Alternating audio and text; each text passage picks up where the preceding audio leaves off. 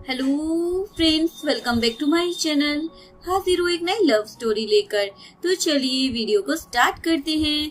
कहानी की शुरुआत में जिंगजिंग को दिखाया जाता है जो अपने डैड की एशेज को लेकर जा रही होती है। एक्चुअली में उसके डैड इस शहर के मेयर होते हैं और उनके ऊपर करप्शन का इल्जाम लगा हुआ होता है। उन्हें ब्रिज ठीक तरीके से नहीं बनवाया था, जिसकी वजह से वो ब्रिज टूट गया और इस वजह से 119 लोगों की मौत हो गई। उनके घर वाले जिंगजिंग को ब्लेम करने लग जाते हैं। तुम्हारे डैड बहुत ही ज्यादा बेशर्म थे। तुम्हारे डैड ने अपना काम सही से नहीं किया। तुम्हारी तो पूरी फैमिली को ही मर जाना चाहिए। ये सारी चीजें सुनने के बाद जिंगजिंग पानी में डूबने के लिए जा रही होती है, लेकिन तभी उसे अपनी मोम का ख्याल आता है।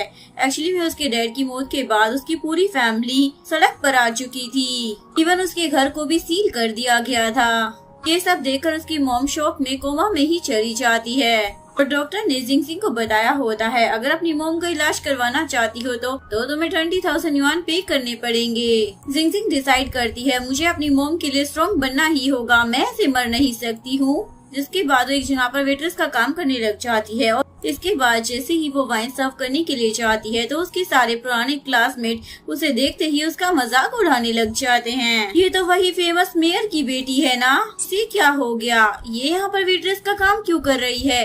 अरे याद आया, इसके डैड तो मर गए हैं ना, क्योंकि उनकी गलती की वजह से बहुत सारे लोग मारे गए थे। ये लड़की तो अब गरीब हो चुकी है। लेकिन जिंगजिंग उनको इग्नोर कर जा रही होती है, लेकिन ये लोग उसे रोक लेते हैं और बोलते हैं क्यों ना तुम भी हमारे साथ एंजॉय करो। लेकिन जिंगजिंग नहीं मान रही होती। तभी उसकी पुरानी बेस्ट फ्रेंड लिन वहाँ पर आकर बोलती है लगता है अब तुम्हें बहुत ही ज्यादा गुस्सा आने लगा है। जिंग बोलती है याद करो स्कूल टाइम में तुम थी जो मेरे आसपास भटका करती थी और ये बात बिल्कुल भी मत भूलना कि तुम्हारे डैड ने ही मेरे डैड को ट्रैप में फंसाया है, यानी कि तुम लोगों की वजह से ही आज मेरे परिवार की ये हालत है। लिन बोलती है लेकिन तुम्हारे पास कोई प्रूफ नहीं है, इसलिए तुम ये नहीं बोल सकती हो। और मैंने सुना है कि तुम्हारी मॉम कोमा में है और उन्हें पैसों की जरूरत है। ये लो, मैं तुम्हें पैसे देती हूँ, तुम यहाँ पर रात भर हमारे साथ एंजॉय करो और बदले में मुझसे ये पैसे ले लो। जिंगजिंग पैसे लेकर उस काम के लिए मान जाती है। लिन बोलती है ठीक है, तो एक एक्साइटिंग गेम को स्टार्ट किया जाता है। मैं ये बोतल घुमाऊंगी, इसकी तरफ ये पॉइंट होगा। उस बंदे को अभी जो बंदा डोर से आएगा ना उसे किस करना होगा। जैसे ही वो बोतल को घुमाती है तो वो बोतल जिंगजिंग की तरफ पॉइंट होती है। जिंगजिंग बोलती है ठीक है, मैं ये गेम खेलने के लिए तैयार हूँ। वैसे यहाँ पर सारे क्लासमेट आ चुके हैं पर लू नहीं आया। मुझे मालूम है तुम लू को कितना ज्यादा पसंद किया करती थी, तो क्या तुम्हें डर नहीं लग रहा आने वाला पर्सन लू भी हो सकता है और मैं उसे किस करूंगी तो क्या तुम्हें बुरा नहीं लगेगा। तो यहाँ पर कोई बंदा आ जाता है जो दरवाजे पे खड़ा होकर ये सारी बातें सुन रहा होता है। लिन बोलती है किसने कहा है कि लू ही बचा हुआ है, सोंग भी तो नहीं आई है। हम सभी को पता है हाई स्कूल टाइम में तुम उस गरीब लड़के को कितना ज्यादा चेस करती थी। तुम तो उसके प्यार में इतनी ज्यादा पागल हो गई थी कि उसके साथ मिलकर बोतल कलेक्ट कर रही थी और बाद में तुमने उसे डम कर दिया। पर क्या तुम्हें मालूम है आज वो $100 बिलियन कंपनी का CEO बन चुका है। सोचो अगर वो यहाँ पर आ जाए और तुम्हें ऐसी हालत में देखे, बताओ जरा वो तुम पर कितना ज्यादा हंसेगा। सुनकर सभी लोग जिंगजिंग पर हंसने लग जाते हैं। जिंगजिंग गुस्से में उसके ऊपर ड्रिंक फेंक देती है और बोलती है मैं चाहे जिस मर्जी को पटाऊं या जिस मर्जी को छोड़ूं, इससे तुम्हारा क्या मतलब है। मेरा सोंग के साथ क्या रिश्ता था, इसमें दखल अंदाजी करने वाली तुम कोई नहीं हो। और उसे इतना सारा सुनाने के बाद जिंगजिंग तो वहाँ से जाने लग जाती है। जिंगजिंग जैसी दरवाजा खोलती है तो वो सोंग से टकरा जाती है। सोंग उसे गिरने से बचा लेता है। जिंगजिंग को तो अपनी पुरानी यादें याद आ जाती हैं। इसके बाद वो तुरंत ही वहाँ से भागकर चली जाती है और एक जगह पर बैठकर रोते हुए अपनी पुरानी चीजों को याद कर रही होती है। फ्लैशबैक में दिखाया जाता है स्कूल टाइम में जिंगजिंग ने ही सोंग को चेस किया था। उसके बाद ये दोनों डेट करने लग गए थे, लेकिन एक दिन वो अचानक से उससे ब्रेकअप कर लेती है। प्रेजेंट में सोंग अपने आप को समझा रही होती है। जो ब्रिज गिरा था उसके नीचे सोंग के डैड की भी मौत हो गई थी, यानी कि मैं अब एक खूनी की बेटी हूँ। मेरे डैड की वजह से सोंग के डैड की मौत हुई है। जिसके बाद जिंगजिंग उस पैसे को देखने लग जाती है जो वो लिन से लेकर आई थी और सोचती है इतने पैसे काफी नहीं होंगे, कैसे भी कर आज रात में मुझे बाकी के पैसे जमा करने होंगे। जिंगजिंग को एक आइडिया आता है। वो एक गाड़ी के सामने आकर मरने की एक्टिंग करते हुए उससे पैसे लूटने का सोचती है, लेकिन जैसे ही वो कार के सामने आती है तो सच में उसका एक्सीडेंट हो जाता है और इसके बाद जब वो हॉस्पिटल में होती है तो पता चलता है कि वो कार किसी और की नहीं बल्कि सोंग की ही थी। वही जिंगजिंग को हॉस्पिटल लेकर आया होता है और नर्स से पूछ रहा होता है अभी इस लड़की की कंडीशन कैसी है। नर्स बताती है सीरियस बात तो नहीं है, पर इसकी नी पर चोट लगी है, इसलिए आपको नेक्स्ट वीक भी इसे चेकअप के लिए लाना होगा। और उन्हें कपल समझकर बोलने लग जाती है। कपल्स के बीच में तो झगड़ा होता ही रहता है। सॉन्ग जिंगजिंग को देखकर सोचने लग जाता है, हम दोनों को अलग हुए 7 साल हो चुके हैं। फ्लैशबैक में दिखाया जाता है सॉन्ग की मॉम बोल रही होती है, तुम्हारे डैड की मौत उस ब्रिज के टूटने की वजह से हो गई और इसमें सारी गलती ना जिंगजिंग के डैड की थी। ये सब याद करने के बाद सॉन्ग सोच रहा होता है, इतने सालों में एक बार भी ये मुझसे मिलने के लिए कभी नहीं आई और ना ही इसने मेरे बारे में कुछ पता किया। नेक्स्ट मॉर्निंग जैसे ही जिंगजिंग की नींद खुलती है तो वो सॉन्ग को बैठा हुआ देखकर सोचने लग जाती है ये यहाँ पर क्या कर रहा है और जल्दी से वहाँ से जाने लगती है। लेकिन फिर सोचती है नहीं, आज लास्ट डे है, मुझे मेरी मॉम के लिए पैसे जमा करने ही होंगे, इसलिए मुझे इतना नहीं सोचना चाहिए और इसी से पैसे ले लेने चाहिए। इसलिए वापस आकर वो सोम को जगाती है और बोलती है, मिस्टर मुझे 30,000 पे करो, मेरे मेडिकल बिल का खर्चा और इमोशनल स्ट्रेस जो दिया है उसका भी। वो बोलता है क्या 30,000 काफी होंगे?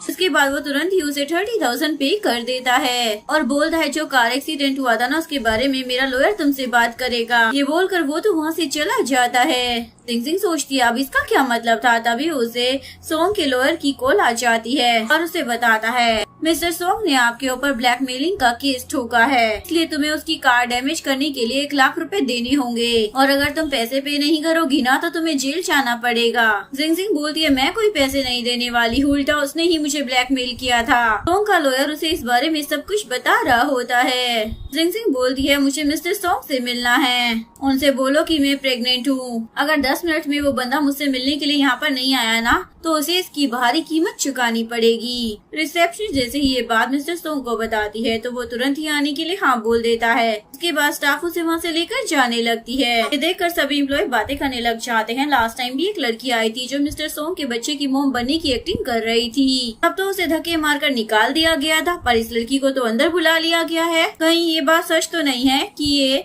मिस्टर सॉन्ग के बच्चे की माँ है। इधर जिंगजिंग जैसे ही केबिन में आती है तो गिरने लगती है। सॉन्ग उसे गिरने से बचाता है और उसके बाद टेबल पर बिठा देता है और उसे बोलता है तुम्हारे पैर में चोट लगी हुई है तो तुमने ये हाई हील्स क्यों पहनी हुई हैं? उसके बाद वो उसके हील्स निकालकर उसे चप्पल पहना देता है। बोलता है तुम बाहर क्या बोल रही थी कि तुम मेरे बच्चे की मॉम हो? जिंगजिंग बोलती अगर मैं ऐसा नहीं बोलती तो क्या तुम मुझे अंदर आने देते? सॉन्ग बोलता ठीक है तुम तो प्रेग्नेंट हो ना, चलो हम लोग चेकअप के लिए चलते हैं और अगर तुम्हारी ये बात फेक हुई ना तो मेरी कंपनी का लीगल डिपार्टमेंट तुम्हें छोड़ेगा नहीं। तुम्हें मालूम भी है तुम्हारी ये झूठी कहानी की वजह से मेरी इमेज के ऊपर क्या असर पड़ेगा? जिंगजिंग बोलती है तुम मुझसे पैसे कैसे लोगे, मेरे पास तो पैसे है ही नहीं। वो बोलता है कोई बात नहीं, तुम ना इंस्टॉलमेंट में पे कर देना और तुम्हारी जितनी भी सैलरी होगी उस हिसाब से हर महीने तुम मुझे पैसे दे देना। वो बोलती है हर महीने मैं तुम्हें बस $1,000 ही दे सकती हूँ और मन में सोचने लग जाती है अगर मैं इसे $1,000 हर महीने दूंगी तो इस तरीके से तो मुझे 13 साल लग जाएंगे इसे पैसे चुकाने में, यानी कि इतने सालों तक मुझे टॉर्चर करना चाहता है। सॉन्ग बोलता है अगर तुम्हें ये प्रोसेस थोड़ा स्लो लग रहा है तो एक काम करो ना, मुझे सारे पैसे एक ही साथ दे दो। वो बोलती है कोई बात नहीं, 1 महीने वाला आइडिया ही सही है। सॉन्ग बोला ठीक है फिर तुम यहाँ से जा सकती हो। उसके बाद जिंगजिंग उस विला में आ जाती है जहाँ पर वो पहले रहती थी, लेकिन सिक्योरिटी गार्ड उसे बाहर ही रोक लेता है। जिंगजिंग पूछती है इस विला का ओनर कौन है, मैं उससे मिलना चाहती हूँ क्योंकि मुझे एक सामान यहाँ से चाहिए था। लेकिन सिक्योरिटी गार्ड को इस बारे में कुछ भी पता ही नहीं था। जिसके बाद जिंगजिंग अपनी मॉम से मिलने के लिए हॉस्पिटल में आ जाती है और बोलने लग जाती है मॉम इतना ज्यादा प्यारा नहीं है जितना आपने और डैड ने मिलकर बनाया था, लेकिन ये अच्छा ही है। आपको इसकी आवाज अच्छी लग रही होगी ना मॉम? जिंगजिंग की मॉम की आंखों से तो आंसू ही आने लग जाते हैं। जिंगजिंग बोलती है मॉम आप इतनी बड़ी होने के बावजूद रो कैसे सकती हो? चलो मैं आपको ना वो गाना सुनाती हूँ जो आप बचपन में मुझे सुनाया करती थी, जो चुप कराने के लिए। जिसके बाद जिंगजिंग गाना गाते हुए रोने लग जाती है। नेक्स्ट डे जिंगजिंग अपनी जॉब पर जाती है। एक्चुअली वो इस होटल में एक हाउसकीपर का काम करती थी। जिंगजिंग की कलीग उसे बोलने लग जाती है क्यों ना तुम 2 दिन की छुट्टी ले लो और अच्छे से अपनी मॉम के साथ हॉस्पिटल में वक्त बिता लो। जिंगजिंग बोलती है मैं छुट्टी नहीं ले सकती हूँ क्योंकि मुझे जल्द से जल्द अपनी मॉम के इलाज के लिए पैसे जमा करने हैं। ये 2 दिन की छुट्टी मुझे तो बहुत ही ज्यादा भारी पड़ जाएगी। तभी उसके कलीग एक मैगजीन में सॉन्ग को देखकर उसकी तारीफें करने लग जाते हैं। मिस्टर सॉन्ग कितना ज्यादा हैंडसम है ना और ऊपर से रईस भी है, ये तो बहुत ही अच्छा है। जिंगजिंग को तो उसकी तारीफें सुनकर बिल्कुल भी अच्छा नहीं लगता और बोलती है फोटो देखकर क्या तुम इसकी तारीफें कर रहे हो? असलियत में ये ऐसा बिल्कुल भी नहीं है कि फोटो में तो हर कोई अच्छा दिखता है, फोटो में तो 70 साल की बुढ़िया भी जवान ही दिखती है। और उसकी बुराई करते हुए जिंगजिंग तो उसकी फोटो ही बिगाड़ देती है। तभी सोंग भी होटल में आ जाता है। उसे देखकर सभी लोग आपस में बात करने लग जाते हैं। ये तो फोटो से भी ज्यादा हैंडसम दिखता है। मैनेजर सोंग को बोलती है, मिस्टर सोंग, आपने यहाँ पर आने से पहले हमें बताया क्यों नहीं? हम आपको खुद पिक करने के लिए बाहर आ जाते। सोंग तो वेन की तारीफ करने लग जाता है, तुमने तो बहुत ही अच्छा ड्रॉ किया है और ये होटल का स्टाफ तो बहुत ही ज्यादा अच्छा है। इसके बाद वो खुद अपने रूम में चला जाता है। तभी जिंगजिंग की कलीग उसे बोलने लग जाती है, तुम्हें देखकर तो ऐसा लगता है कि तुम मिस्टर सोंग से नफरत करती हो। वो बोलती है, हाँ मैं इससे नफरत करती हूँ। वो लोग पूछते हैं, ऐसा क्यों? ये तो बहुत ही ज्यादा हैंडसम है ना? वो बोलती है, किसी से नफरत करने के लिए किसी वजह की जरूरत नहीं होती। वो लोग बोलते हैं, क्या सच में? तो वो बोल देती है, हाँ सच में। तभी मैनेजर जिंगजिंग को बोलने लग जाती है, तुम्हारी वजह से आज मिस्टर सोंग गुस्से में आ सकते थे। वो तो अच्छा हुआ कि उन्हें गुस्सा नहीं आया। और जिंगजिंग को बताती है, वैसे मिस्टर सोंग का ना ऑर्डर है कि तुम ही उनके रूम की हाउसकीपर होगी। जिंगजिंग मना करने लग जाती है, मुझे ये टॉर्चर नहीं बर्दाश्त करना है। मैनेजर बोलती है, तुम्हें अगले महीने भी अपनी मॉम की ट्रीटमेंट के पैसे भरने हैं। अगर तुम मिस्टर सोंग का काम करोगी ना तो तुम्हें तो ऊपर से टिप भी मिल जाएगी। ये तुम्हारे लिए अच्छा होगा। इसके बाद जिंगजिंग सोंग के रूम में चाय लेकर आ जाती है और देखती है वो तो बाथटब में नहा रहा है। वो उसे बताने लग जाती है, मिस्टर सोंग, मैं आपकी रूम की कीपर हूँ। अगर आपको कुछ भी काम होना तो आप किसी भी वक्त मुझे कॉल कर सकते हो। सोंग उसे बोलता, ठीक है तो तुम मेरा सूटकेस पैक करो और साथ ही मेरे लैपटॉप को चार्ज भी कर दो। जिसके बाद वो उसका काम कर देती है। उसके बाद वो उसे चाय सर्व करने लग जाती है। ये हमारे होटल की ना सबसे स्पेशल चाय है। लेकिन सोंग उससे चाय नहीं लेता, बल्कि उसके हाथ से अपनी बॉडी को टच कराने लग जाता है। जिंगजिंग तो शॉक हो जाती है, जिसके बाद वो उसे उठाकर बेड पर लिटा देता है। वो बोलता है, तुम सभी के सामने क्या कह रही थी कि मैं इनफर्टाइल हूँ? चलो आज मैं ना तुम्हें दिखाई देता हूँ। वो बोलती है, छोड़ो मुझे, नहीं तो मैं सभी के सामने ना तुम्हारे और भी ज्यादा र्यूमर फैला दूंगी। जिसके बाद वो चिल्लाने लग जाती है तो वो उसे जल्दी से चुप कराने के लिए किस कर लेता है। मैनेजर बाहर से इन लोगों की आवाजें सुन रही होती है। इसके बाद जिंगजिंग जल्दी से भागकर बाहर आ जाती है और मैनेजर से बात करने लग जाती है। मैनेजर उसे बोलती है, तुम मिस्टर सोंग को पहले से ही जानती हो ना और तुम दोनों का रिलेशन था? वो बोलती है, हाँ, लेकिन अब हम दोनों के बीच में ना कुछ भी नहीं है। ना वो मेरे बारे में कोई फीलिंग रखता है और ना ही मैं। मैनेजर बोलती है, ऐसा हो ही नहीं सकता। अगर वो तुम्हारे बारे में कुछ फील ही ना करता तो वो भला तुम्हें अपने रूम की कीपर क्यों बनाता? और तुम उसे फिर से डेट करोगी ना तो तुम्हें इतना ज्यादा काम नहीं करना पड़ेगा। इवन वो तुम्हारी मॉम का इलाज भी करा देगा। जिंगजिंग मन में सोचने लग जाती है, आखिर कौन ही बंदा अपने डैड की खूनी की बेटी से प्यार करेगा। तभी जिंगजिंग को लिन की कॉल आती है। वो उसे बताती है, नेक्स्ट वीक ना ऑक्शन पार्टी है, वहाँ पर बहुत सारे वेटर्स की जरूरत है। क्या तुम भी वहाँ पर काम करना चाहोगी? पर तुम वहाँ पर काम करती हो ना तो तुम्हें $3000 मिलेंगे, वो भी सिर्फ 3 घंटे काम करने के। जिसके बाद जिंगजिंग भी हाँ बोल देती है। उसके बाद वो पार्टी में ड्रिंक सर्व कर रही होती है। उसे देखकर उसकी क्लासमेट तो चिढ़ रही होती है और लिन को बोलती है, आखिर तुमने मेरी पार्टी में इसे यहाँ पर क्यों बुलाया है? इसके तो कपड़े भी अच्छे नहीं लग रहे हैं। लिन बोलती है, अरे ये हमारी पुरानी क्लासमेट है ना, तो इसे काम देकर हमें इसकी हेल्प करनी चाहिए। और जब लू यहाँ पर आएगा और जिंगजिंग को एज अ वेट्रेस काम करते हुए देखेगा तो उसे कितना ज्यादा डिस्गस्टिंग फील होगा ना, क्योंकि हाई स्कूल टाइम में वो इसे हटाना जो चाहता था। उसकी फ्रेंड तो बहुत ही ज्यादा खुश हो जाती है और बोलती है, वैसे तुम इस जिंगजिंग की इतनी ज्यादा फिक्र क्यों करती हो? अब मेयर की बेटी तुम हो, वो नहीं। और मैंने सुना है कि लू अब्रोड से वापस तुमसे एंगेजमेंट करने के लिए आ रहा है। तभी ये लोग देखते हैं कि लू वहाँ पर आ गया है, लेकिन वो पार्टी में आने की बजाय जिंगजिंग के पीछे जाता है। ये देखकर लिन को तो बहुत ही ज्यादा गुस्सा आ जाता है। लू जिंगजिंग को रोककर बोलने लग जाता है, देखो मैं तुमसे कितने दिनों के बाद मिल रहा हूँ, बरसों हो गए तुम्हें देखे हुए। मुझे तुम्हारी फैमिली के बारे में पता चला, जो जानकर मुझे बहुत ही ज्यादा दुख हुआ। जिंगजिंग बोलती है, कोई बात नहीं, अब जो हो गया सो हो गया। ये बोलकर वो जा रही होती है। लू उसका हाथ पकड़कर रोक लेता है और बोलता है, क्या तुम मुझे अपना नंबर दे सकती हो? मैं बस तुमसे कॉन्ट्रैक्ट में रहना चाहता हूँ, इसलिए गलत मत समझना। जिंगजिंग बोलती है, मुझे अच्छे से मालूम है तुम अब्रोड से वापस लिन के साथ एंगेजमेंट करने के लिए आए हो। चलो अब जल्दी से तुम पार्टी में जाओ, यहाँ पर अपना टाइम वेस्ट मत करो। तभी लिन बाहर आकर लू से पूछती है, तुम यहाँ पर किससे बात कर रहे थे?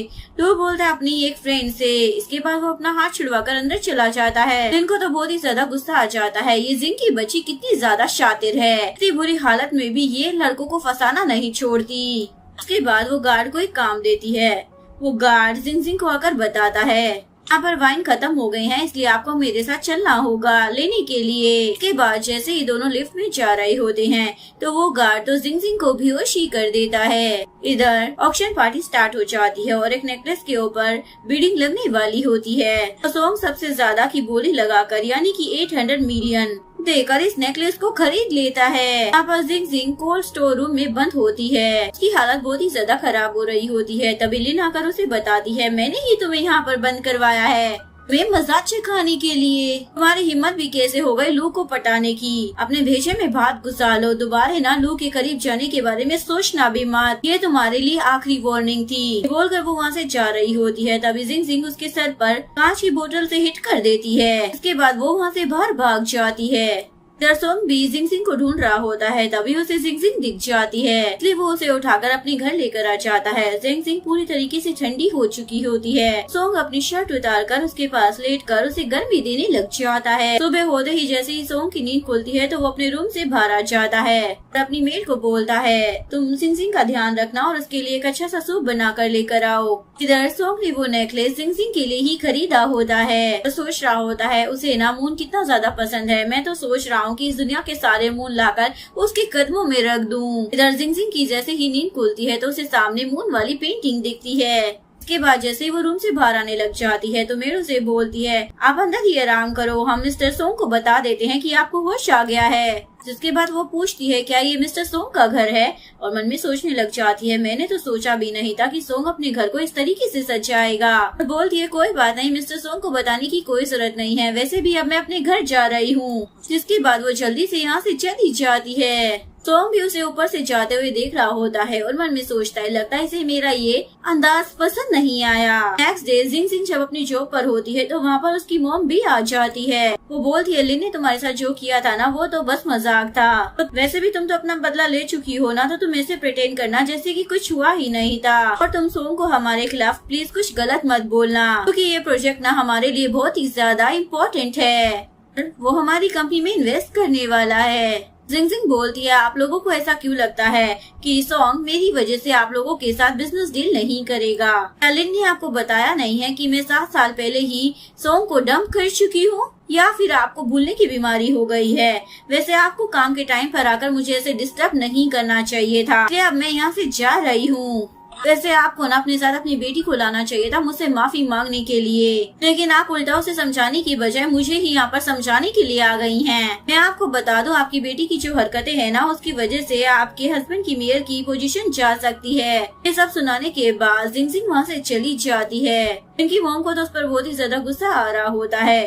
दूसरी तरफ जिंगजिंग जैसे ही अपने होटल में पहुँचती है, उसकी मैनेजर फ्रेंड उसे पूछने लग जाती है कि ये रिच लेडी कौन थी। वो बोलती है, ये मेरी जान पहचान की थी। तभी सभी कलीग्स न्यूज देखने लग जाते हैं। XY ग्रुप कंपनी के कुछ लोगों का एक्सीडेंट हो गया है और उनमें से एक नाम मिस्टर सोंग का भी है। लगता है वो जवानी में मारा गया। ये सुनकर जिंगजिंग तो शौक हो जाती है। वो तुरंत ही सोंग से मिलने के लिए हॉस्पिटल में जाती है और उसे उसकी फिक्र हो रही होती है, वो ना मरना नहीं चाहिए। तभी वो यहाँ पर उसके वार्ड में आ जाती है और देखती है 1% लेटा हुआ है और उसे सोंग समझकर रोने लग जाती है। तुम अभी तो कंपनी के प्रेसिडेंट बने थे, तो इतनी जल्दी कैसे मर सकते हो? लेकिन जैसे ही उस बंदे के मुंह से वो कपड़ा हटाती है तो देखती है ये सोंग नहीं बल्कि कोई और ही आदमी है। वो बंदा जिंगजिंग को बोलता है, लड़की तुमने तो मुझे नींद से ही जगा दिया है। जिंगजिंग उसे सॉरी बोलती है। तभी इतने में सोंग पर्दा हटाता है और उसे बोलता है, क्या तुम सच में सोच रही थी कि मैं मर गया हूँ और तुम सच में मेरे लिए इतना ज्यादा रो रही थी?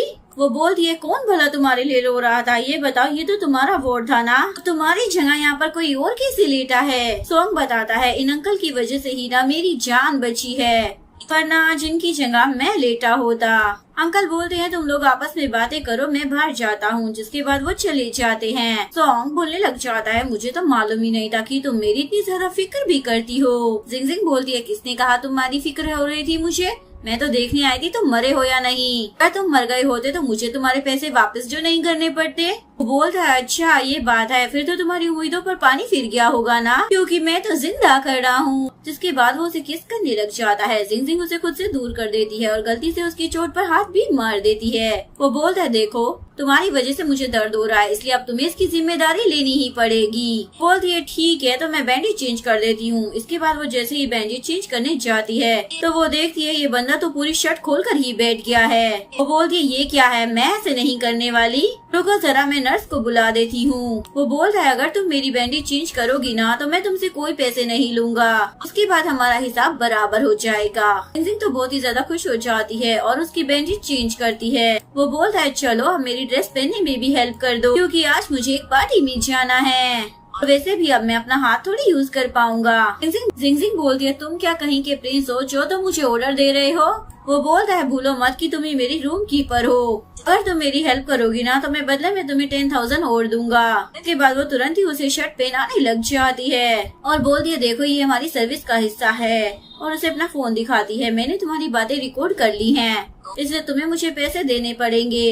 वो बोलता है रोज तुम मुझे ऐसे कपड़े पहनने में हेल्प करोगी तो मैं तुम्हें रोज पैसे दूंगा। ये सुनकर तो वो बहुत ही ज्यादा खुश हो जाती है, ऐसे तुम्हें पास बहुत सारे पैसे हो जाएंगे, और बोलती है चलो मैं तुम्हें ना एक और एक्स्ट्रा सर्विस दे देती हूँ। इसके बाद वो उसे उसका ब्लेजर पहनाकर उसे अपने करीब कर लेती है। जिंगजिंग की फ्रेंड उसे लेने के लिए आई होती है। इसके बाद ये दोनों जैसे ही साथ में जा रहे होते हैं, उसकी फ्रेंड उसे बोलती है मिस्टर सोंग को तो देखकर साफ पता लग रहा था कि वो तुम पर पूरी तरीके से फिदा है। ये वो बोलती है ऐसा हो ही नहीं सकता, वैसे भी अब हम दोनों तो अलग दुनिया से बिलोंग करते हैं, उसका स्टेटस ना अब मेरे स्टेटस से बिल्कुल भी मैच नहीं करता। उसकी फ्रेंड बोलती है तुम ना बिल्कुल गलत सोचती हो, मेरा दिमाग और दिल कहता है कि एक दिन तुम दोनों साथ हो जाओगे। वैसे मैं तुम्हें एक गुड न्यूज बताना चाहती हूँ, मिस्टर सोंग जल्दी हमारे होटल को खरीदने वाले हैं, जिसके बाद एक दिन तुम भी हमारी बॉस लेडी बन जाओगी, पर देखो उसके बाद हमें भूलना मत। वो बोलती है चलो शर्त लगाते हैं, ऐसा नहीं होने वाला है, और बोलती है अगर मैं ये शर्त जीत गई ना तो तुम्हें ही मेरी केयर करनी होगी। उसकी फ्रेंड भी मान जाती है। जिंगजिंग सोचती है क्या सच में वो मेरे लिए इस होटल को खरीद रहा है। एक्सीन में सोंग अपने पुराने किसी क्लासमेट के साथ क्लब में बैठा होता है, जो कि इस क्लब का ओनर होता है। वो उसे ऑफर करने लग जाता है तुम इस लड़की के साथ एंजॉय कर सकते हो, लेकिन सोंग मना कर देता है और वो उस लड़की को दूर कर देता है। क्लासमेट बोलता है क्या तुम्हें जिंगजिंग याद है, वही जिसके डैड ने ना बिल्डिंग से कूदकर जान दे दी थी, वो भी ना यहीं पर ही काम करती है, अगर तुझे वो पसंद है तो बोल तेरे लिए मैं उसे यहाँ पर बुला लेता हूँ। सोंग बोलता है इस दुनिया में जिंगजिंग नाम की और भी लड़कियां हैं, तो भला मैं उसके ही पीछे क्यों पड़ा रहूंगा। तभी जिंगजिंग भी ये सुन लेती है और अपसेट होकर वापस वहाँ से चली जाती है। मन में सोच रही होती है मैं अपनी फ्रेंड के साथ ये शर्त को जीत चुकी हूँ, लेकिन मन में उसे बुरा लग रहा होता है जैसे कि मैं हार चुकी हूँ। दूसरी तरफ सोंग तो अपने क्लासमेट से बहुत ही ज्यादा गुस्सा हो जाता है और उसे बोलता है तुम ना मेरे दोस्त नहीं हो, इसलिए दोबारा मुझे परेशान मत करना, और वो वहाँ से चला जाता है। नेक्स्ट डे जिंगजिंग हॉस्पिटल में आई होती है, उसकी मॉम का डॉक्टर उसे बता रहा होता है तुम्हारी मॉम ना पूरी तरीके से ठीक हो सकती है, लेकिन तुम्हें अपनी मॉम के इलाज के लिए $80,000 भरने पड़ेंगे। इसके बाद जिंगजिंग अपनी मॉम को बोलती है मॉम आपकी बीमारी ना पूरी तरीके से ठीक हो जाएगी, और उसके लिए मुझे $80,000 का इंतजाम करना होगा, जिसके लिए मैं बहुत ही ज्यादा मेहनत से काम करूँगी। जिंगजिंग को बाहर से किसी की आवाज आती है। जैसे ही वो बाहर आकर देखती है तो एक बच्ची बेहोश हो गई होती है। नर्स जिंगजिंग को बताती है इस बच्ची का ब्लड ना बहुत ही ज्यादा रेयर है, लेकिन हॉस्पिटल में वो ब्लड खत्म हो गया है। जैसे ही जिंगजिंग को ये बात पता चलती है तो वो बताती है मेरा ब्लड ग्रुप भी सेम ही है, तो मैं इसे ब्लड डोनेट कर देती हूँ। उसके बाद उस बच्ची की जान बच जाती है। अभी वहाँ पर उस बच्ची का डैड आया होता है, वो जिंगजिंग को गिरने से बचा लेता है, उसे थैंक्स बोलता है तुम्हारी वजह से ही आज मेरी बेटी की जान बची है, और बदले में वो उसे एक चेक भी दे रहा होता है। जिंगजिंग मना करने लग जाती है मैंने पैसों के लिए तुम्हारी बच्ची की हेल्प नहीं की थी। वो बोलता है मैं जानता हूँ कि तुमने पैसों के लिए काम नहीं किया होगा, मैंने सुना है तुम्हारी मॉम हॉस्पिटल में है तो ये उनके इलाज में काम आएंगे।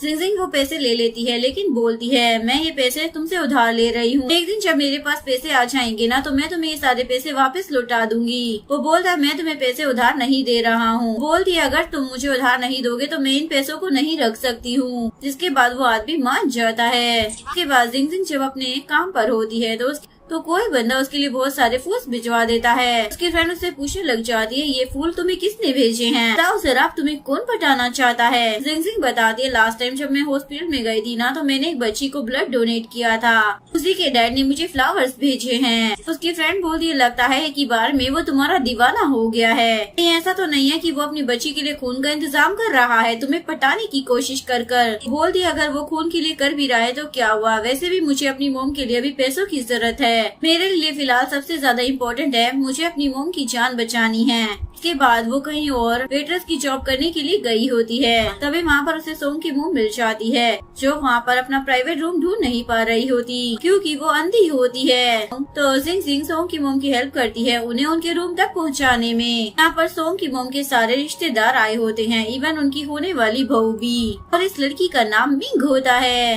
ये लड़की तो सोंग को कॉल कर वहाँ पर बुलाने लग जाती है, सभी लोग यहाँ पर तुम्हारा इंतजार कर रहे हैं। तभी सोंग भी वहाँ पर पहुँच जाता है और जिंग जिंग उसे देखकर सैड हो जाती है। सोचती है यानी कि इसके पास पहले से ही फियांसी है। जिंग जिंग के वहाँ से जाने के बाद सोंग मिंग को खुद से दूर कर रहा होता है और वो सभी के सामने बोल देता है ये मेरी फियांसी नहीं है। और मिंग को बोलता है तुम्हारा बहुत ही शुक्रिया कि तुमने मेरी मोम का इतना ज्यादा ध्यान रखा, लेकिन इसका ये मतलब थोड़ी है कि तुम मेरी फियांसी बन जाओगी। और फिक्र मत करो, आज का जो भी खर्चा हुआ है ना वो मैं भर दूंगा। जिसके बाद वो वहाँ से चला जाता है। इसके बाद जैसे ही वो बाहर आता है तो उसे जिंग जिंग का मैसेज आता है। जिंग जिंग उसे बोलती है तुम्हारे पास पहले से ही फियांसी है ना, और तुम्हारी नजर में मैं तो बस एक नॉर्मल सी लड़की हूँ, तुम्हारी नजरों में मेरी कोई वैल्यू नहीं है, इसलिए मैंने तुम्हारे 1 लाख तुम्हें रिटर्न कर दिए हैं। अब मेरी लाइफ में दोबारा मत आना मुझे परेशान करने के लिए। जैसे ही सोंग उस मैसेज को देखता है तो वो वहाँ की वेट्रेस से पूछने लग जाता है क्या यहाँ पर कोई जिंग जिंग नाम की लड़की भी काम करती है। वेट्रेस बताती हाँ, और वो अभी छुट्टी लेकर घर गई है। जैसे ही सोंग ये सुनता है वो जिंग जिंग को बाहर किसी कार में बैठकर जाते हुए देख लेता है। सोचता है ये तो मिस्टर शू की कार है और जिंग जिंग ने मुझे मेरे पैसे भी वापस कर दिए, इसका मतलब ये मिस्टर शू को डेट कर रही है। कार में जाते वक्त मिस्टर शू जिंग जिंग को बोलता है क्या तुम श्योर हो कि तुम सच में मेरे प्रपोजल को एक्सेप्ट कर रही हो। तो वो हाँ बोल देती है और पूछती है वैसे तुमने अपना प्रपोजल क्या अपनी बेटी की वजह से भेजा था। वो बोलता है हाँ वो भी एक रीजन है, लेकिन एक वजह ये भी है कि मैं तुम्हें पसंद करने लगा हूँ क्योंकि तुम बहुत ही ज्यादा अच्छी लड़की हो और तुमने बिना किसी मतलब के मेरी बेटी की जान बचाई थी, इसलिए तुम अपना जवाब आराम से दे सकती हो सोच कर। इसके बाद जिंग जिंग अपने घर पर आ जाती है और वो इसी बारे में याद कर रही होती है। सोंग की मोम ने पहले से ही अपने घर के लिए एक बहू चुन कर रखी हुई है जो कि सोंग की फियांसी है। तभी उसके पेट में अचानक से पेन होने लग जाता है, जिसके बाद वो वहीं पर बेहोश हो जाती है। दूसरी तरफ सोंग जिंग जिंग को ढूंढते हुए उसके होटल तक पहुंच जाता है, लेकिन उसकी फ्रेंड से उसे पता चलता है वो तो वहाँ पर है ही नहीं। जिसके बाद जिंग जिंग की फ्रेंड उसे कॉल करती है और इसे बताती है कि वो कॉल भी नहीं उठा रही है। जिसके बाद सोंग जिंग जिंग के घर पहुँच जाता है और उसका दरवाजा खटखटाता है, लेकिन वो दरवाजा ही नहीं खोलती। जिसके बाद वो एक पासवर्ड लगाता है और दरवाजा खुल जाता है। इसके बाद सोंग जैसे ही अंदर आता है उसे बेहोश देकर जल्दी से उसे हॉस्पिटल लेकर आ जाता है। जैसे ही जिंग जिंग को होश आता है वो उसे पूछती है मैं हॉस्पिटल में क्या कर रही हूँ, क्या तुम मुझे यहाँ पर लेकर आए हो। वो बोलता है तो मैंने तुम्हारी जान बचाई है और ऊपर से तुम मुझे ही सुना रही हो। वो बोलती है मैं जीऊँ या मरूँ इससे तुम्हारा कोई लेना देना नहीं है, ऐसे मेरी बहन घर पर थी उसका तुमने क्या किया। वो बोलता है तुम्हारी तो कोई सिस्टर ही नहीं है। जिंग जिंग बोलती है अरे मैं अपनी कैट की बात कर रही हूँ ना। सोंग बोलता है उसे ना मैं अपने घर पर छोड़कर आया हूँ। जिंग जिंग गुस्से में दूसरी तरफ मुंह फेर कर लेट जाती है। वो उसे पूछता है क्या तुम किसी को खून देने के लिए सच में अपने आप को बेच चुकी हो। वो बोलती है जब तुम्हारे पास पहले से ही फियांसी है तो तुम मुझे परेशान क्यों कर रहे हो। वैसे भी हम दोनों के बीच में अब कोई रिश्ता नहीं है और तुम्हारी सगाई भी कहीं और हो चुकी है, तो अच्छा ही रहेगा कि हम दोनों एक दूसरे से दूर रहें। इसलिए मैं अपना खून बेचूं या फिर अपनी फेफड़े या किडनी बेचूं इससे तुम्हारा कोई मतलब नहीं होना चाहिए। सोंग बोलता है अगर मुझे तुम्हें परेशान करना होता ना तो मेरे पास और भी कई रास्ते हैं और मैं तुम्हें याद दिला दूं कि मेरी कार का एक्सीडेंट तुमने किया था और 7 साल पहले भी तुम थी जो पहले मेरे पास आई थी, इसलिए परेशान मैंने तुम्हें नहीं बल्कि तुमने मुझे कर रखा है। ये बोलकर वो गुस्से में वहाँ से चला जाता है। नेक्स्ट मॉर्निंग नर्स जिंग जिंग को बोलने लग जाती है तुम्हारा बॉयफ्रेंड ना बहुत ही ज्यादा अच्छा है, हॉस्पिटल का खाना खिलाने की बजाय वो तुम्हारे लिए अपने हाथों से खाना बना कर लेकर आया है। जिंग जिंग बोलती है वो मेरा बॉयफ्रेंड नहीं है। नर्स बोलती है लगता है तुम दोनों के बीच में ना झगड़ा हो गया है। तभी इतने में वहाँ पर सोंग आ जाता है। जिंग जिंग बोलती हो तो तुम अभी तक यहाँ से गए नहीं हो, क्या तुम्हें डर नहीं लगता तुम्हारी फियांसी को बुरा लग जाएगा कि रात भर तुम उसे छोड़कर किसी और लड़की के पास थे। सोंग बोलता है कान खोल के सुन लो मिंग मेरी फैंसी नहीं है, तुम ना कुछ ज्यादा ही सोच रही हो। लेकिन जिंग जिंग उसकी बात पर यकीन ही नहीं करती। वो बोलता है बताओ मैं ऐसा क्या करूँ जो तुम्हें मेरी बात पर यकीन हो जाए। वो बोलती है तुम्हें ना कुछ भी करने की जरूरत नहीं है, तुम अपनी फियांसी के पास जाओ। वैसे भी मैं मिस्टर शू के प्रपोजल को हाँ बोल चुकी हूँ। ये सुनने के बाद सोंग तो गुस्से में वहाँ से चला जाता है। इसके बाद जिंग जिंग अपने घर पर होती है, तभी उसे मिस्टर शू की कॉल आ जाती है। वो उसे बताता है कुछ दिन के बाद ग्रैंडपा की बर्थडे पार्टी है। पार्टी में मैं तुम्हें अपनी डेट बनाकर अपने साथ लेकर जाना चाहता हूँ। तो जिंग इसके लिए हाँ बोल देती है। उसके बाद जैसे ही वो मिस्टर शू के साथ पार्टी में पहुंचती है तो लिन तो उसे देखते ही चिल्लाने लग जाती है, तुम तो बड़ी चालाक निकली, इतनी जल्दी तुमने किसी और को पटा लिया और अब तुम मिस्टर शू के साथ घूमकर उसकी बच्ची की स्टेप मॉम बन गई हो। वाह कमाल है। जिंग बोलती है, तुम्हें क्यों इतना ज्यादा बुरा लग रहा है, जैसे कि मैं तुम्हारी सौतेली माँ बन गई हूँ। लगता है लास्ट टाइम मैंने तुम्हें जो सबक सिखाया था वो तुम्हारे लिए काफी नहीं था। लिन बोलती है, तुम्हें तो मैं बाद में देख लूंगी और वहाँ से चली जाती है। उसके बाद मिस्टर शू जिंग को लेकर ग्रैंडपा के पास आ जाता है और उन्हें बताता है, ये रहा मेरी गर्लफ्रेंड है। यहाँ पर सोंग भी बैठा हुआ होता है। वो इन दोनों को ऐसे साथ में देखकर बहुत ही ज्यादा जल रहा होता है। इसी जलन में वो गिलास भी फोड़ देता है। उसके बाद मिस्टर शू जिंग को उसके घर ड्रॉप करने आता है। तभी जिंग पीछे वाली कार में सोंग को देख लेती है और ये देखकर वो मिस्टर शू को बोलती है कि आप मेरे साथ मेरे घर तक चलोगे? कोई है ना जो मेरे पीछे पड़ा हुआ है, उसे दिखाने के लिए बस आपको मेरे साथ एक्ट करना होगा। मिस्टर शू मान जाता है और जिंग उसे अपने घर के अंदर ले आती है। उसके बाद विंडो की लाइट ऑन करने के बाद वो वहीं खड़ी होकर उसके साथ बातें करने की एक्टिंग कर रही होती है। देखकर सोंग तो और भी ज्यादा भड़क रहा होता है तो वो गुस्से में मिस्टर शू की कार को ही हिट कर देता है। ये देखकर शू बाहर आती है और उस पर चिल्लाने लग जाती है, क्या तुम पागल हो गए हो? वो बोलता है, क्या तुमने मिस्टर शू को बता दिया है कि मेरा और तुम्हारा क्या रिश्ता रह चुका है? उसके बाद सोंग शू को बोलने लग जाता है, मैं ना इसके कुछ ज्यादा ही करीब हूँ। मैं तो ये तक जानता हूँ कि उसके पैर में कहाँ तिल है। तो जिंग तो शौक हो जाती है, ये तो कुछ भी बोले जा रहा है। इसके बाद सोंग जिंग को लेकर उसके घर के अंदर आ जाता है और उसे किस करने लग जाता है। जिंग उसे एक चाटा लगा देती है। मैं अच्छे से जानती हूँ कि तुम बस मेरे साथ एक रात बिताना चाहते हो। वो बोलता है, चलो मान लिया कि मैं यही करना चाहता हूँ, लेकिन वो मिस्टर शू भी ना, वो भी कोई दूध का धुला नहीं है, वो भी यही चाहता है। ये बोलती है, लेकिन उसके साथ मैं अपनी मर्जी से हूँ और उसने आज तक मेरे साथ ऐसा कुछ भी नहीं किया है। सोंग बोलता है, तुम मेरे साथ ऐसा क्यों कर रही हो? तुम्हें पैसे चाहिए ना? ठीक है, मैं तुम्हें 1 मिलियन देता हूँ। वो बोलती है, क्या तुम्हारी नजरों में मैं ऐसे टाइप की हूँ जो पैसों के लिए कुछ भी करूँगी? अगर मुझे ऐसा ही करना होता तो मैं इतनी मेहनत से काम नहीं करती। ये बोलकर वो रोने लग जाती है। सोंग भी नीचे बैठकर उसे मनाने लग जाता है, मैंने तुम्हें ढूंढने के लिए कितनी सारी जिंग नाम की लड़कियों को सर्च किया, अब जाकर तुम मुझे मिल पाई थी। और बोलता है, प्लीज मुझसे शादी करो, चाहे 6 महीनों के लिए ही सही। जिंग मान जाती है और नेक्स्ट डे दोनों जाकर मैरिज सर्टिफिकेट ले लेते हैं। जिंग बोलती है, क्या सच में मैंने तुमसे शादी कर ली है? वो बोलता है, अब तुम पछतावा नहीं कर सकती हो।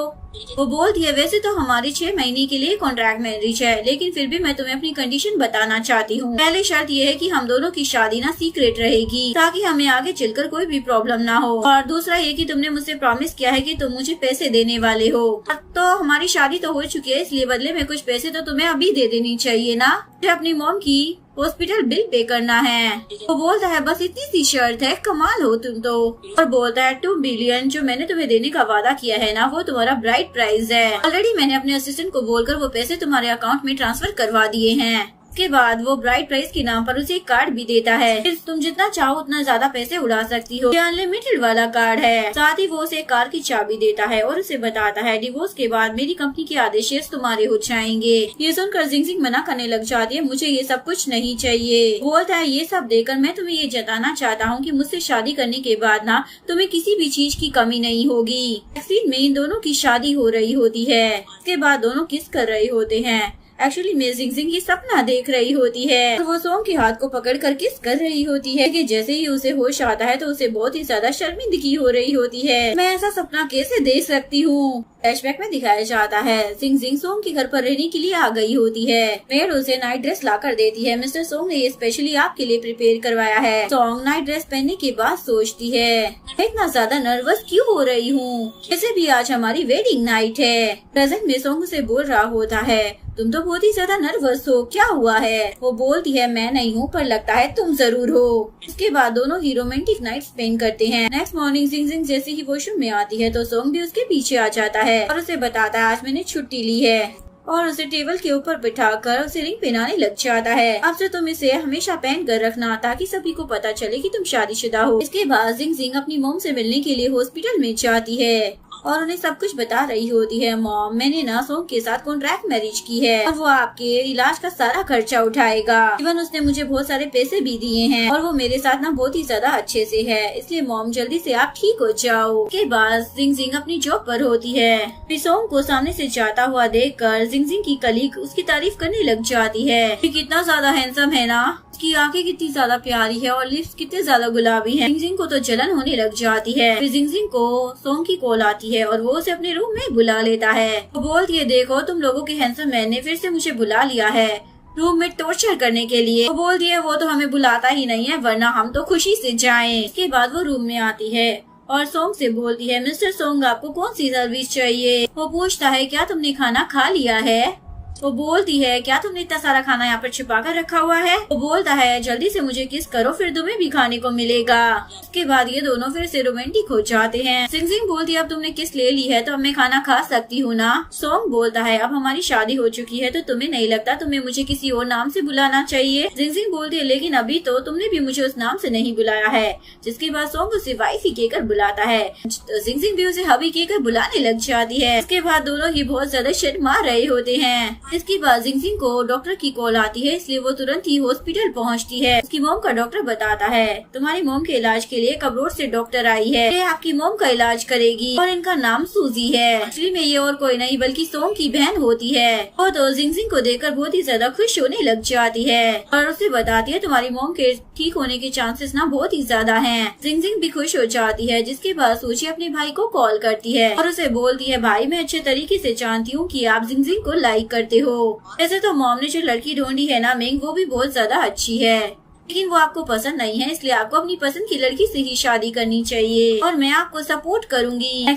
नेक्स्ट सीन में सोंग की मॉम का बर्थडे होता है और इन लोगों के घर पर मिंग भी आ जाती है। वो बोलती है, आंटी का बर्थडे है इसलिए मैं भी सेलिब्रेट करना चाहती हूँ। अभी उसके घर के दरवाजे की घंटी बजती है। जैसे ही सोंग दरवाजा खोलता है तो जिंगजिंग आई होती है। जिंगजिंग तो यहाँ पर मिंग को देखकर बहुत ही ज्यादा शॉक हो जाती है और सोंग से गुस्सा हो जाती है, अच्छा तो तुम इसके साथ यहाँ पर अपनी मॉम का बर्थडे सेलिब्रेट कर रहे हो। उसके बाद वो गुस्से में वहाँ से चली जाती है तो सोंग भी उसके पीछे जाता है उसे मनाने के लिए और उसे समझाने लग जाता है, जैसा तुमने देखा था ना वैसा कुछ भी नहीं हो रहा था। लेकिन जिंगजिंग तो गुस्से में वहाँ से चली जाती है। इसके बाद वो बाद में आकर ड्रिंक कर रही होती है। तभी उस बार का ओनर यानी कि वो क्लासमेट जिंगजिंग को परेशान करने लग जाता है। तभी वहाँ पर लू पहुँच जाता है और जिंगजिंग को बचा लेता है। लेकिन जिंगजिंग उससे भी अपना हाथ छिड़वाकर वहाँ से चली जाती है। उसके बाद जैसे ही वो रोड पर चल रही होती है तो कुछ गंडे उसे उठाकर ले जाते हैं। किसी और का नहीं बल्कि लिन का ही होता है। लिन बोलती है, मैं आज ना तुम्हें छोड़ने वाली नहीं, पता नहीं तुम्हें ऐसा क्या है जो लू अभी भी तुम्हारे ही पीछे पड़ा हुआ है, वो तो मुझे एक्सेप्ट कर ही नहीं पा रहा है। जिंगजिंग बोलती है, तुम मेरे साथ ऐसा कैसे कर सकती हो, तुम मेरी पक्की दोस्त हुआ करती थी। लिन बोलती है, मैंने तुमसे दोस्ती सिर्फ इसलिए की थी क्योंकि लू तुम में इंटरेस्टेड था। तुमसे दोस्ती करने के बाद मैं लू के करीब जाना चाहती थी। मैं तुम्हें बताऊं, मेरे डैड ने ही तुम्हारे डैड को मारा है। मुझे समझ नहीं आ रहा कि तुम्हारा सब कुछ छीन लिया मैंने, फिर भी हर कोई तुम्हें ही क्यों चाहता है। जिंगजिंग बोलती है, तुम ना सच में बहुत ही ज्यादा बिचारी हो।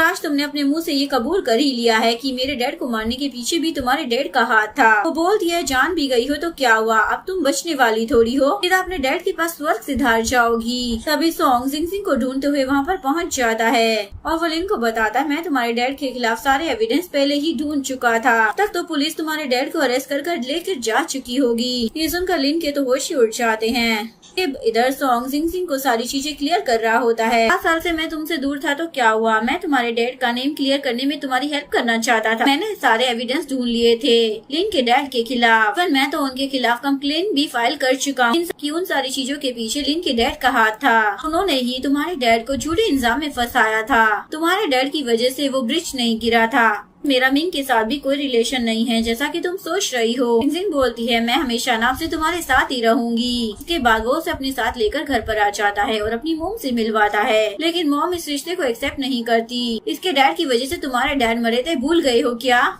सोंग अपनी मॉम को समझाता है, इसके डैड ने ना कुछ भी नहीं किया है, उनके ऊपर झूठा इल्जाम लगा था। लेकिन सोंग की मॉम इस बात को नहीं मानती और वो बेहोश हो जाती है। इसके बाद उन्हें हॉस्पिटल लाया जाता है। वो ऑपरेशन थिएटर में होती है। सभी लोगों को उसकी फिक्र हो रही होती है। तभी वहाँ पर मिंग भी आ जाती है और लोगों को संभालने लग जाती है। तुम लोग अपसेट मत हो। जिंगजिंग तो खुद को ही ब्लेम कर रही होती है। मेरी गलती की वजह से ही सोंग की मोम की आज ये हालत हो गई। मिंकी इसके लिए एक अच्छी पार्टनर रहेगी, ये सोचकर वो वहाँ से चली जाती है। इसके बाद सोंग की मोम को होश आ जाता है। सोजी और सोंग अपनी मोम को बनाने लग जाते हैं। जिंगजिंग ना एक अच्छी लड़की है, उसके डैड ने कुछ भी नहीं किया है, तो आप अभी तक उसे ब्लेम कैसे कर सकती हो। मुझे तो अपनी मोम को बोलती है, मॉम ठीक है, आप यही चाहती है ना कि भाई जिंगजिंग से शादी ना करे तो नहीं करेगा, लेकिन फिर आपको ग्रैंड चिल्ड्रन भी नहीं मिलेंगे, क्योंकि भाई तो किसी और से शादी करने के लिए भी नहीं मानने वाला।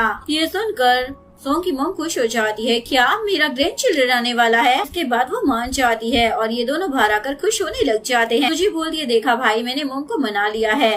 वो बोलता है, तुमने मॉम को इतना बड़ा झूठ क्यों बोला है। वो बोलती है, भाई इसमें झूठ ही क्या है, आप दोनों का रिश्ता इतना अच्छा हो चुका है, आप इसे सच बना दो ना। दूसरी तरफ जिंगजिंग सोंग के घर पर गई होती है अपनी कुछ चीजें लेने के लिए, लेकिन वहाँ उसे पता चलता है कि सोंग तो उसे बहुत ही ज्यादा लाइक करता है और पिछले 7 सालों में भी वो उसे ही चाह रहा था। जिंगजिंग तो रोने लग जाती है, ये बात उसने कभी मुझे क्यों नहीं बताई। तभी सोंग जिंगजिंग को ढूंढते हुए घर पर आ जाता है और उसे बोलता है, तुम मुझे बिना बताए क्यों चली गई थी। देखो आगे से मुझे छोड़कर ना कहीं मत जाना। मेरी मॉम भी अब हम दोनों के रिश्ते के लिए हाँ कर दी है। वो बोलती है, ठीक है, मैं तुम्हें कहीं छोड़कर नहीं जाऊंगी। इसके बाद इन दोनों की धूमधाम से शादी हो रही होती है। यहाँ पर जिंगजिंग की मॉम भी आ जाती है और जिंगजिंग अपनी मॉम को ठीक देखकर बहुत ज्यादा खुश हो जाती है, क्योंकि उसकी मॉम अब कोमा से बाहर आ चुकी होती है। जिंगजिंग की मॉम सोंग को बोलती है, तुम मेरी बेटी का अच्छे से ध्यान रखना। और यहीं पर इस कहानी का डी एंड हो जाता है। अगर आपको वीडियो अच्छी लगी हो तो प्लीज वीडियो को लाइक करें, चैनल को सब्सक्राइब करें, न्यू अपडेट्स के लिए बेल आइकन का बटन प्रेस करें। मिलते हैं नेक्स्ट वीडियो के साथ, तब तक के लिए सारंगी, बाय बाय।